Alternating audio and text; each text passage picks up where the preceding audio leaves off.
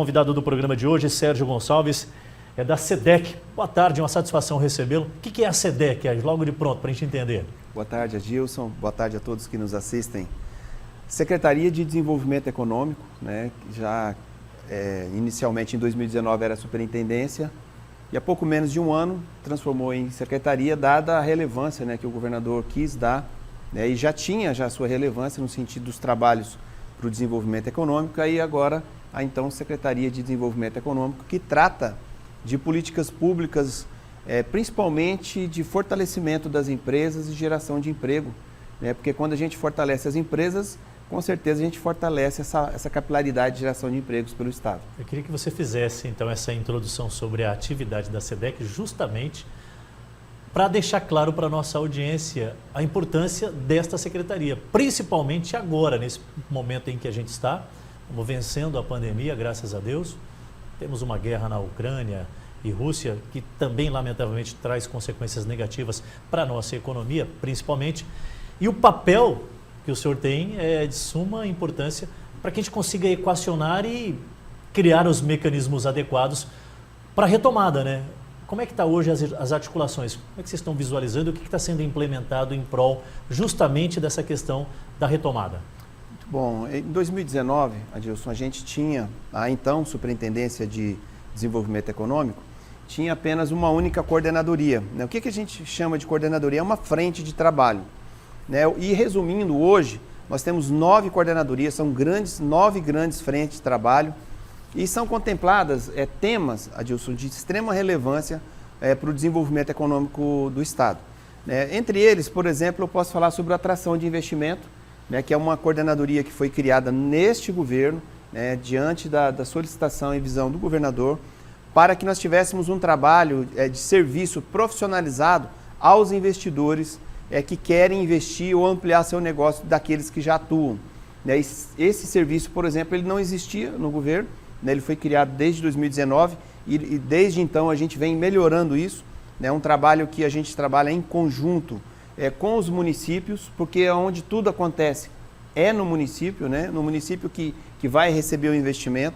E todo o know-how, todo o conhecimento, tudo que nós aprendemos desde 2019, nós estamos trabalhando juntamente com os municípios para que cada vez mais o município seja preparado para receber, atender esse empresário e receber essa empresa de forma que ela possa, de fato, tomar a decisão de ficar naquele município. É igual uma empresa, né? Toda empresa quer conquistar o cliente e efetivar a sua venda, né? O governo, nós queremos que o investidor venha e tome a decisão de ficar no estado e tomar a decisão por aquele município e aquilo ali vai gerar progresso, vai gerar renda e no final a população que é o maior beneficiado para esse processo. Acho que eu posso até fazer um paralelo agora, Sérgio, em cima do que você disse, quando a gente fala do crédito que é disponibilizado. O microcrédito, que é uma das bandeiras também da tua secretaria, ele não pode ser entregue por ser entregue. Assim como você tem esse serviço de assessoria, que é para dar uma condição devida de instalação daquela determinada atividade econômica no respectivo local, o crédito também tem que ser dado com muita consciência. Essa tem sido uma preocupação também, né? Com certeza. Você tem que qualificar a pessoa para receber aquilo. Será que ele precisa realmente daquele recurso? Será que precisa de um valor específico? Isso tem sido tratado com muita responsabilidade. A gente sabe que a solução para tudo não é o dinheiro necessariamente, né? Mas 98% dos empreendimentos formais no estado são MEIs e micro e pequenas empresas, 98%. Então é muito representativo, né, na geração de riqueza, no PIB do estado. E também ao contrário do que se imagina, os grandes é que mantêm, não, são fundamentais, mas o pequeno é responsável pela sustentação do mercado. O grande empregador no estado e gerador de riqueza são as MEIs e médias e micro e pequenas empresas. E olha a importância, 98%. E diante disso, em 2019, o governador solicitou que nós pudéssemos implementar e melhorar a política de microcrédito que o estado já vinha fazendo, né, que os resultados ainda não estavam satisfatórios.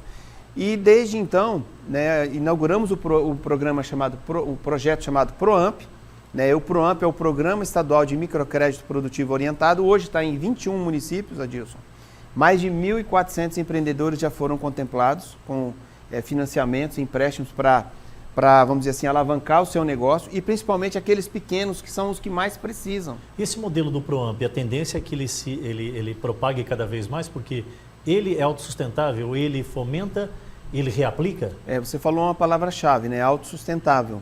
É um programa que ele não utiliza recurso público para financiamento, né? Que era no modelo anterior, então tinha uma dependência de recurso público muito grande.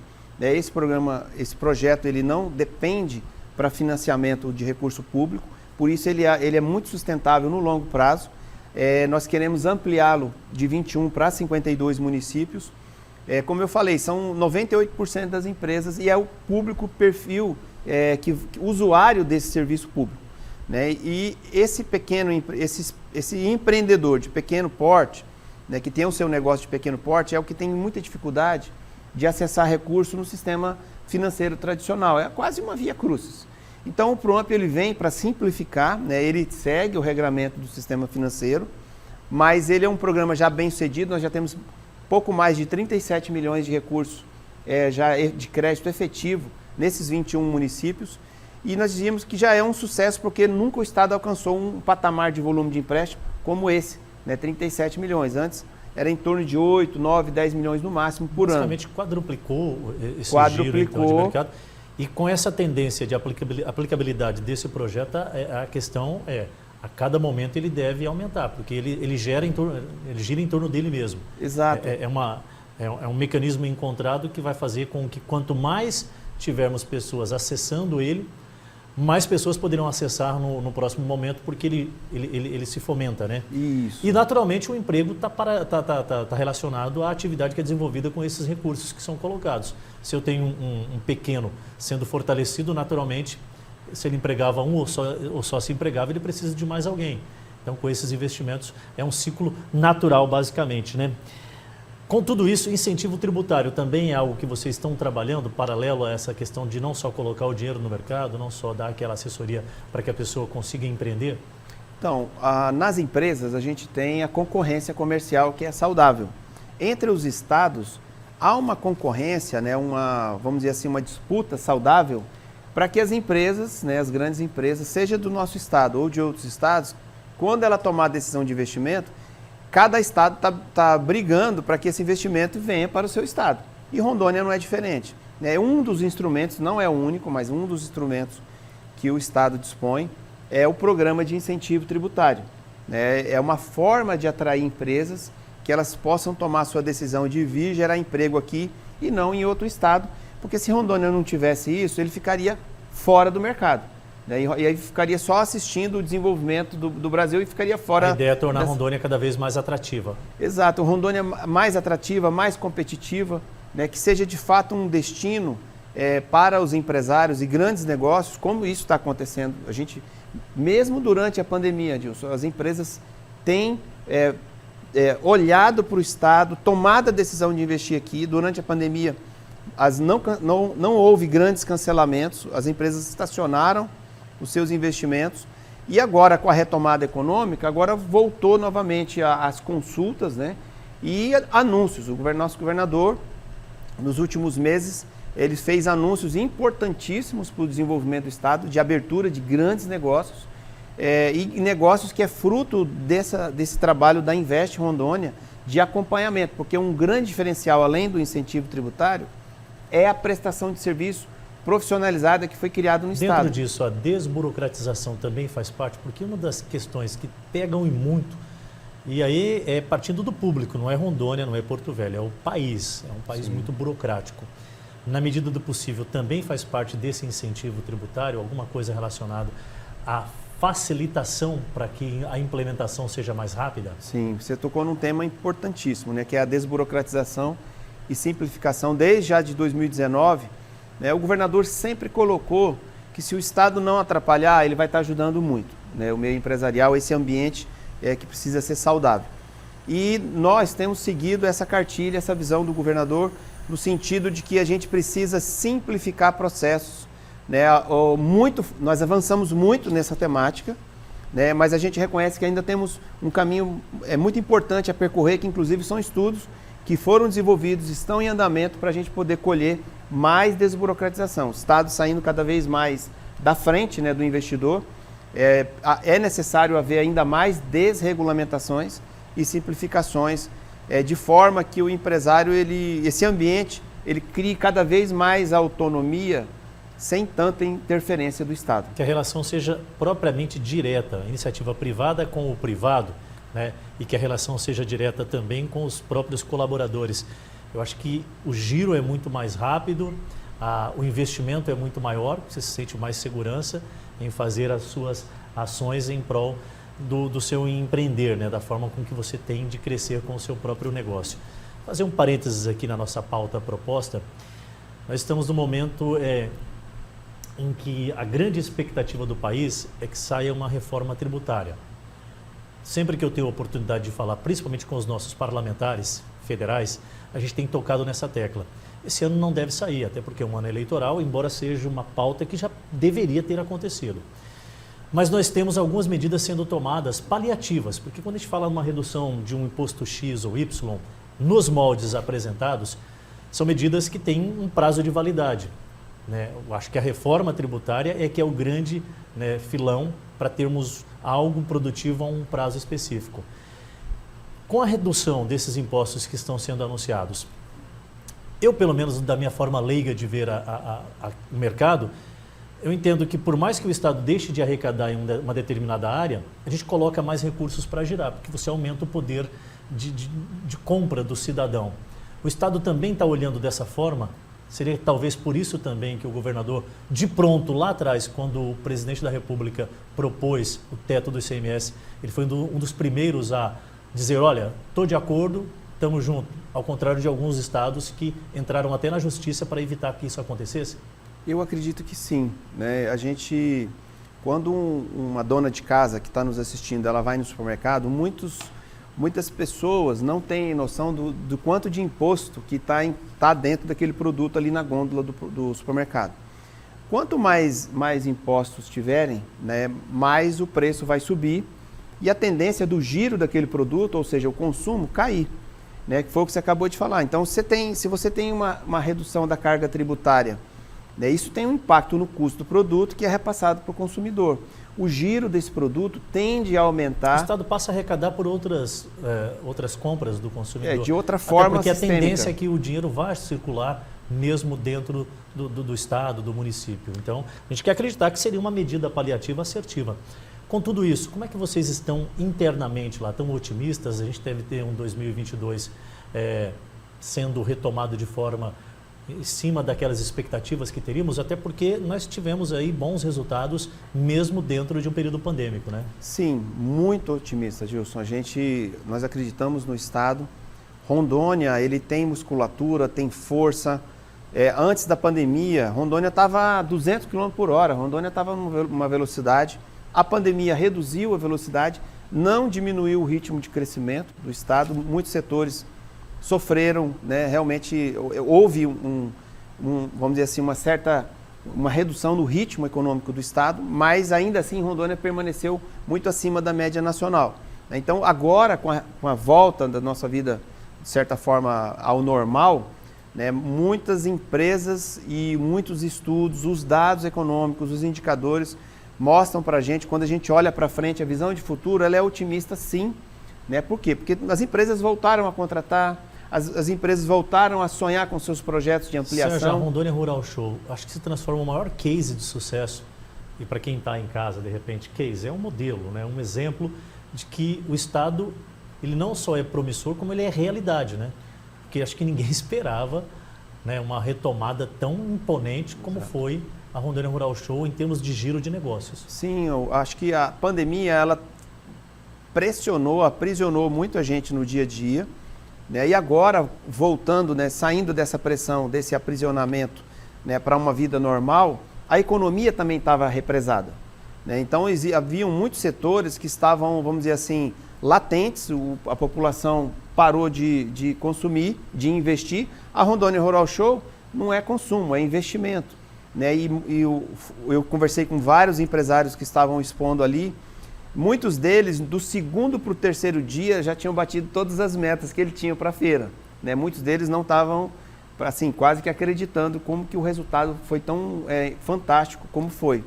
E um ponto interessante, Adilson, que numa feira como essa, a gente tem um resultado dentro da feira, mas os grandes resultados também acontecem depois da feira, e esses não são anunciados, porque é feito contato, você conhece os produtos e depois continua o processo até o fechamento da venda, normalmente após a feira. Então essa feira você tem um indicador dentro do período ali, que foi extraordinário. Um desdobramento posterior que ainda está acontecendo. E ainda tem depois, né, que isso tudo se retroalimenta. A tua secretaria tem participação dentro do PROCON? Qual é a ligação direta e o que a gente pode falar sobre esses dois pontos? O PROCON, ele é uma coordenadoria, né, ele está subordinado à Secretaria de Desenvolvimento Econômico e uma das, vamos dizer assim, dos serviços públicos que nós mais avançamos desde 2019 foi o serviço de proteção ao consumidor. Essa relação aí que a gente chama a galinha dos ovos de ouro, que são as empresas, e do outro lado o consumidor, que de certa forma precisa ser protegido na sua relação, porque existe um regramento legal. Acho que um divisor de águas, né, nessa conduta que vocês deram para o PROCON nos últimos tempos, foi justamente dar a importância devida a todas as partes, né? Porque o PROCON ele é estigmatizado, existe aquele modelo de que ele é o vilão do empreendedor, do empresário, né? Pelo contrário, ele tem que ser o ponto de equilíbrio. É assim que vem sendo nos últimos tempos. Eu tive a oportunidade várias vezes de falar com representantes do PROCON diretamente e o posicionamento era muito claro sobre isso, né? A preocupação com as duas partes. Houve um avanço, eu diria assim, fora do comum, né? O governador sempre ele colocou que nós precisávamos avançar o recurso que chega no Estado vem de impostos. Né? Quem paga impostos somos todos nós que consumimos os produtos de consumo e os empresários. Então, são recursos que são muito suados. Né? E o governador sempre colocou, olha, a gente precisa realmente dar um destino a melhor maneira possível e com eficiência nesses recursos. O PROCON é um exemplo disso. Pra você ter uma ideia disso, o PROCON ele existe há aproximadamente 20 anos. Você já imaginou você ser parado por uma autoridade policial numa estrada e você está acima da velocidade e ele não poder te aplicar uma multa? Assim era o PROCON. É claro que o PROCON ele não existe apenas para aplicar multa, mas se ele não pode aplicar uma multa, não há pedagogia no processo também. A didática não vai funcionar. Nós precisamos ter uma pedagogia e muitas vezes essa pedagogia, infelizmente, é mexer no nosso bolso. Né? É uma pedagogia muito eficiente também. Então, em 2019, uma das primeiras medidas foi dar esse poder ao PROCON de multar, que não existia. O PROCON ele só existia mais institucionalmente. Então, você fiscaliza, você tem atos por exemplo, de política de atendimento ao consumidor, de relacionamento entre o PROCON e o empresariado, preventivamente, pedagógico, de ensino, e depois vem a fiscalização. Né? Então, a gente sempre primou, desde 2019, que o PROCON ele não poderia andar nos extremos. Quais são os extremos? Um extremo é a negligência. Ele não cumpriu o papel. O outro extremo é ter aquele extremo assim, de perseguição, de autoridade. Então ele precisa estar aqui no meio. Ele não pode ser nem negligente, ou seja, precisa ser cumprido o regramento legal de proteção ao consumidor, e ele também não pode ter esse ar de perseguição. E assim foi feito. Os resultados do PROCON hoje são fantásticos. O PROCON foi digitalizado, o PROCON era só no papel. Né? O serviço do PROCON ele ficou... A pandemia também veio para trazer aí celeridade em algumas atividades. Né? Até porque, eu acho que, Sérgio, resume-se tudo isso que você está dizendo sobre as medidas adotadas pela gestão atual do PROCON, o direcionamento, é porque a ninguém interessa a ruptura entre a relação cliente-empresa, empresa-cliente. Se o Estado precisa arrecadar, é preciso que se consuma. Então, não é interessante para ninguém que esteja bloqueio de consumo da parte de quem quer que seja. E aí, quando se entende isso, as coisas acontecem, né? Sérgio, infelizmente o tempo está acabando, 13 horas e 9 minutos. Geointeligência, colocaram na pauta. Não sei se eu estou te xingando, o que é isso aqui? Explica para mim. Não, você não está xingando. A geointeligência ela tem a ver com a atração de investimentos. O empresário, quando ele chega no Estado, ele quer informações estratégicas, dados, né? E uma das coisas que nós não tínhamos em 2019 era um serviço, ferramentas de dados estruturados. E a geointeligência é um serviço interno de consumo do governo para poder atender essa coordenadoria de atração de Ou investimentos. seja, você já está com algo pronto para aquele investidor. Isso, você está estruturado. preparando o teu produto para vendê-lo, que você nada mais, nada menos faz que é o quê? É vender o estado de Rondônia. Perfeito. É profissionalizar o atendimento ao empresário e um dos itens é dados estruturados sobre o estado. E nada melhor do que perguntar para um especialista, sem gerar conflito algum, mas no sentido de corroborar. É incomum abrir um processo licitatório para uma gestão privada de algo público e que não haja o interesse de ninguém. Tem algo errado. Talvez o que foi ofertado também não seja interessante, por isso não interessou a ninguém. Faz sentido isso para você? Eu estou citando porque eu acabei de dar notícia que o nosso patrimônio histórico belíssimo e cultural, que é a nossa Estrada de Ferro Madeira Mamoré com o complexo, fechou o prazo de interesses na licitação sem nenhum interesse. Eu acho inacreditável isso. Eu até externei o meu comentário. Seria importante reavaliar se ninguém se interessou ou se não era interessante. Eu acho que esse é um princípio, ou não, Sérgio, já que vocês também trabalham com essas linhas dentro com a política que existe no Estado. Olha, no Estado nós temos lá uma coordenadoria de parcerias que cuida justamente disso, né, de trazer o privado ou trazer instituições para serviços do Estado que podem ser concedidos. E nesse processo, um dos pontos que nós estudamos aí desde 2019 é o serviço, né, que a Prefeitura vem fazendo. E o que eu posso dizer que isso eu conheci, eu não posso falar sobre o projeto, porque eu não vi, mas uma vamos dizer assim, das coordenadorias ou das equipes mais estruturadas que tem na Prefeitura da capital é essa equipe que cuida de PPP e parcerias, que tem profissionais de altíssimo nível lá. E isso acabou sendo... Nós fomos lá para aprender um pouco com eles nesse sentido. E agora, sobre o projeto em si... Mas me chamou muita atenção. Nós não conseguimos vender um dos grandes patrimônios que nós temos. É um produto muito bom para que não se tenha interesse. E aqui eu não estou fazendo crítica à política aplicada. Eu estou chamando a atenção porque tem que se debruçar em cima disso o quanto antes, porque a sociedade está à espera da reinauguração da nossa Estrada de Ferro Madeira Mamoré. Não sei se você me entende. Eu estou levantando um assunto para que os responsáveis tenham um olhar atento e entendam. Eu acho que aí vem a matéria dizendo que não houve interesse ou não era interessante. Eu precisava entender isso. Será que realmente? Então, é uma bola levantada, como é também uma especialidade da Secretaria de Estado. Eu acho que independente da esfera de atuação, é importante que todos tenham conhecimento e que se unam para que a gente consiga fazer aquilo andar.